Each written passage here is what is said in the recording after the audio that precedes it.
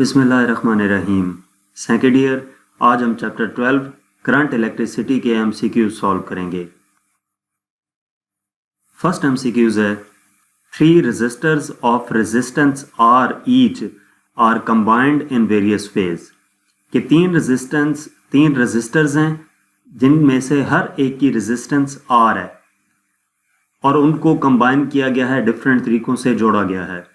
यानी कि पैरेलल में जोड़ सकते हैं, सीरीज में जोड़ सकते हैं, तो डिफरेंट तरीकों से उनको जोड़ा गया है। Which of the following can not be obtained, तो उनको जोड़ने से जो कंबाइंड रेजिस्टेंस आती है वो इनमें से कौन सा ऑप्शन पॉसिबल नहीं है।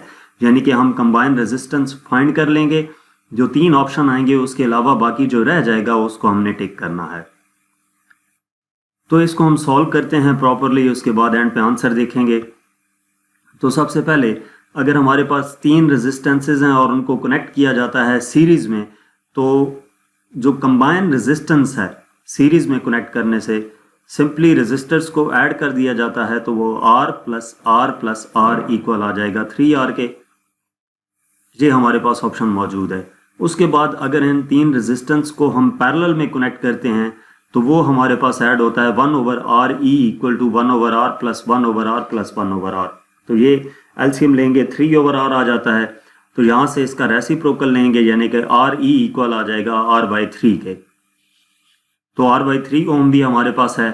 इसके बाद अगर 2 रेजिस्टेंस सीरीज में हो और एक पैरेलल में हो, तो उस केस में क्या होगा, दोनों रेजिस्टेंस सीरीज में थी, तो जो 2 रेजिस्टेंस सीरीज में हमने कनेक्ट की उनकी रेजिस्टेंस R प्लस R2R आ गई।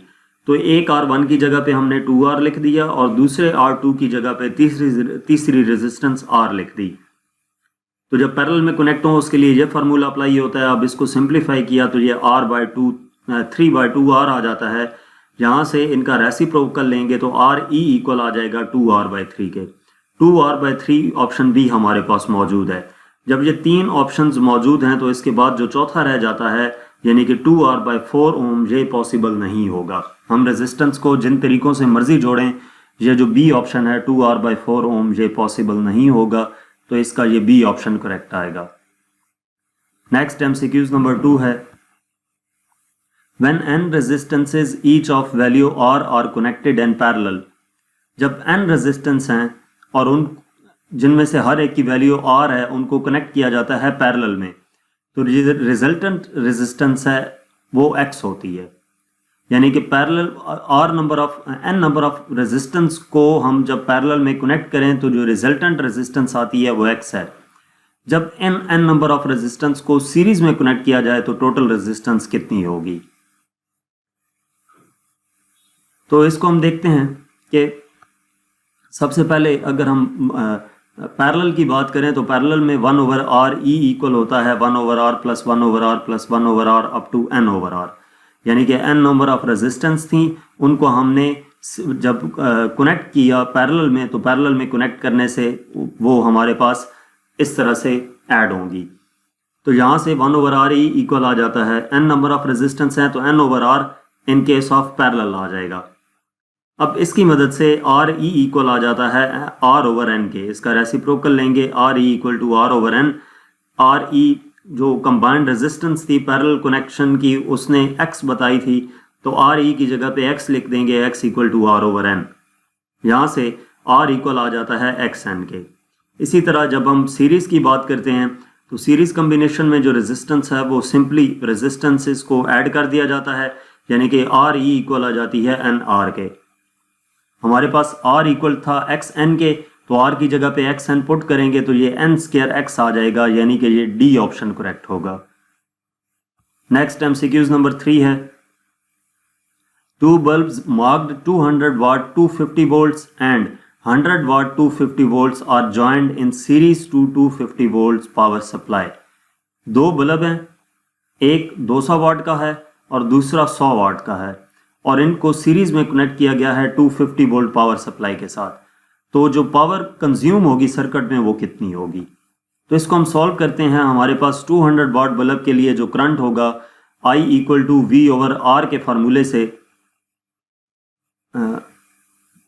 P इक्वल टू VI हमारे पास होता है ना, तो वहां से power 200 watt, P equal to V I से I equal to P over V हो जाएगा।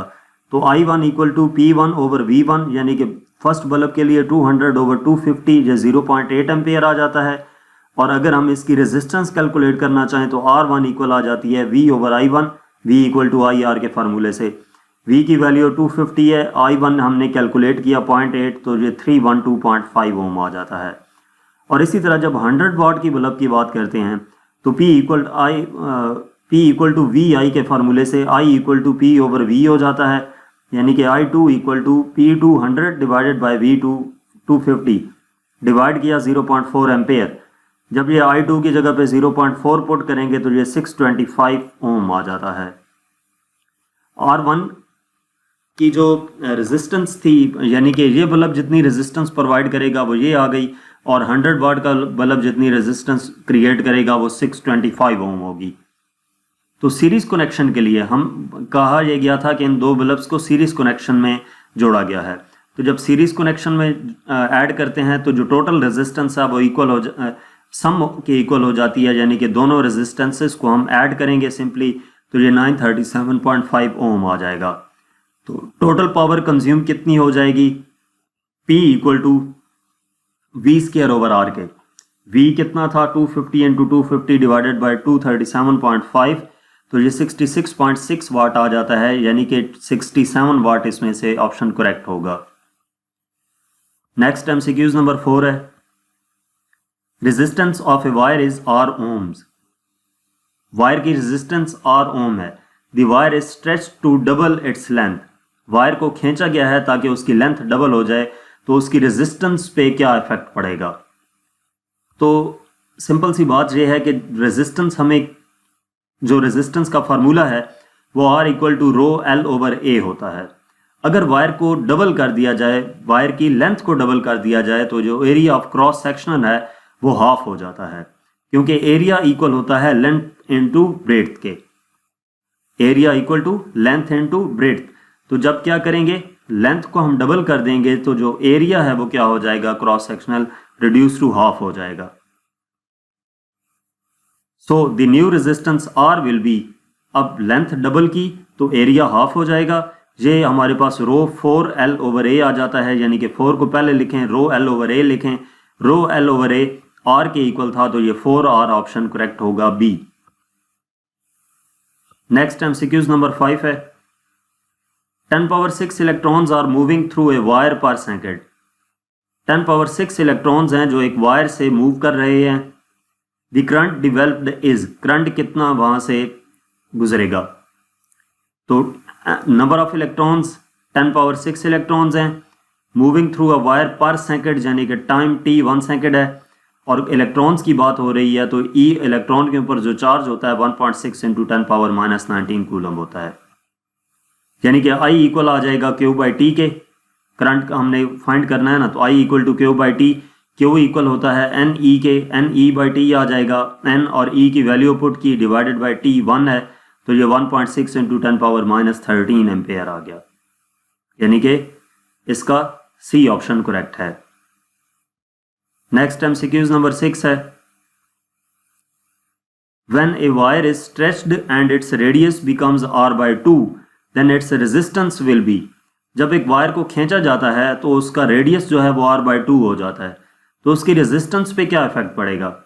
हमारे पास रेजिस्टेंस का जो फार्मूला है वो R equal to rho L over A होता है, यानी कि rho L over pi R square. Area जो है वो किसके इक्वल होगा, पाई R स्क्वायर के। तो अगर वायर को स्ट्रेच किया जाए और उसका जो रेडियस है वो R by 2 हो जाए, तो area of cross section reduce to half हो जाएगा। ठीक है, हमने रेडियस को क्या किया था, radius becomes R by 2, area of cross section gets reduce to half. यही जो एरिया ऑफ क्रॉस सेक्शन है वो हाफ हो जाएगा जब हम रेडियस को हाफ करेंगे। तो इसका मतलब ये हुआ कि लेंथ 4 टाइम्स इंक्रीज कर जाएगी।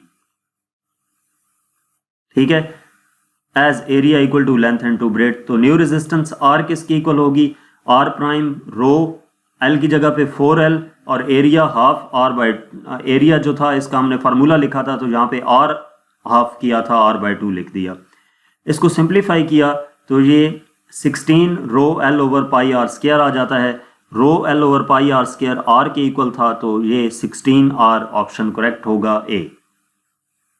नेक्स्ट एमसीक्यूज नंबर 7 है, how much voltage is required to make 2 ampere flow through a resistance of 8 ohm. कितनी वोल्टेज रिक्वायर होगी 2 एम्पेयर का करंट फ्लो करवाने के लिए जबकि रेजिस्टेंस 8 ओम हो। तो V कैलकुलेट करना है, I और R की वैल्यू गिवन है, V equal to I R का फार्मूला अप्लाई करें तो 16 एम्पेयर ओम इसका ऑप्शन करेक्ट होगा सी।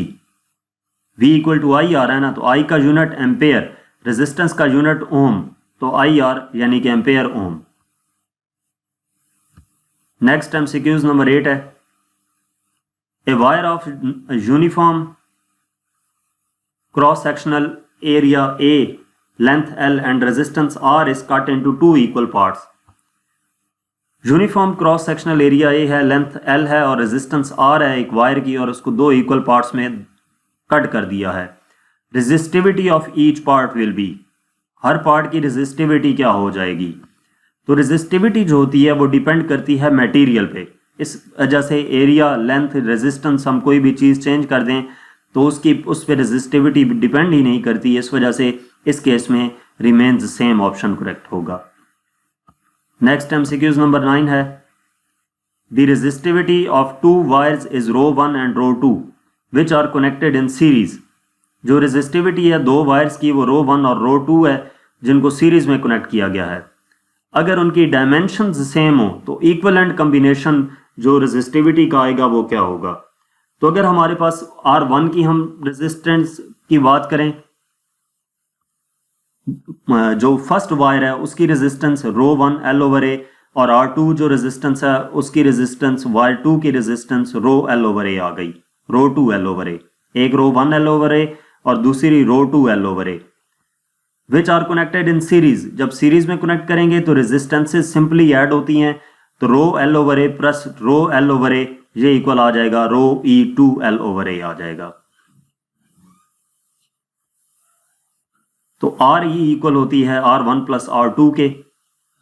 इसमें RE की value rho E2 L over A put की और R1 और R2 की ये वाली वैल्यूज पुट कर दी।